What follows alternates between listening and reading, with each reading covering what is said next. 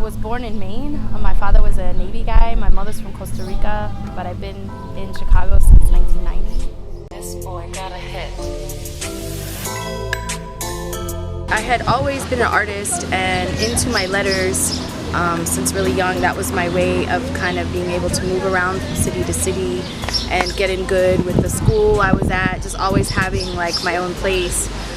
But when I was 16, I got a scholarship to go to a summer program in New York in Parsons, and that's when I really got turned on to the graff, and that was in 1988.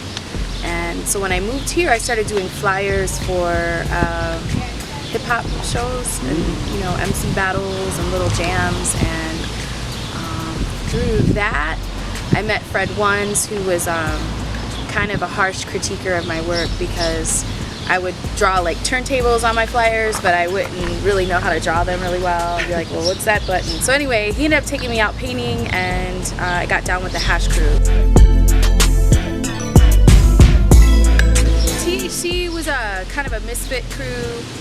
I guess we were kind of considered the art fag crew of the time. We did a lot of characters, and we were almost like the original kind of street art style, because in the 90s everything was very hard.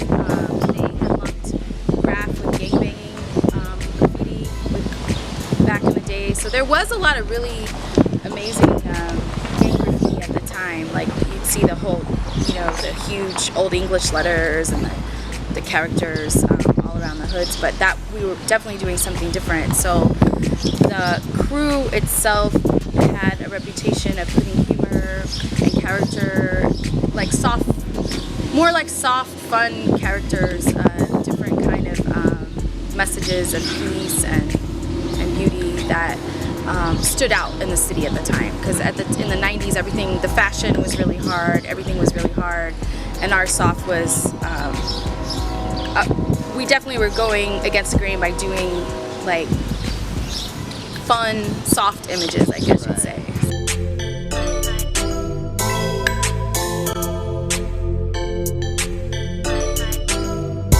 Every day that I paint, I learn something new or learn how to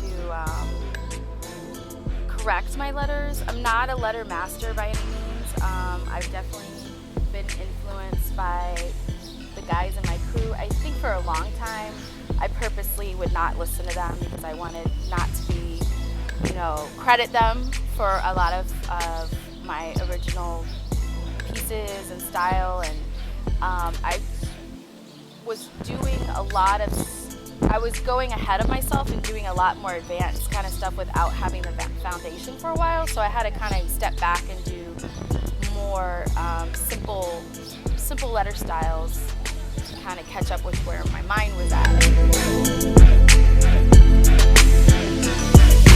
When you're doing graffiti illegally, you have an adrenaline rush and you have the element of speed to your style, and that's something you want to keep on a permission wall too, is kind of that speed and that flow.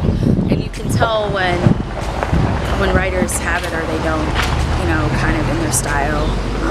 Some of the best artists are actual trained writers, and their stuff has this nice flow that fits on a panel of a train, and that's some of my favorite stuff. It's like that kind of style that's just a certain size, a certain length, and it has this speed to it. We had a brother from Singapore visit who does a lot of kind of photorealistic stuff. Characters, and I saw him drawing from photos right off his phone, and I was like, you know what, I really know how to draw like that with my pencils and pens and markers. Why am I not applying that in my paint? And I think before is probably I didn't have as much can control. Also, I definitely wasn't as prolific as I am now. I paint a lot more now. The paint's a lot better, it's a lot easier to paint with the low pressure, beautiful colors that we have now, as opposed to some of the Krylon. Krylon used to be good, Rosto was good, but it was definitely not as fine-tuned as the paint that we have now. So I think that's why you have a lot of artists that aren't necessarily traditional graph writers using spray paint in their work, because it's a lot more versatile and easier. Still a student of graffiti, and I always think that I can get better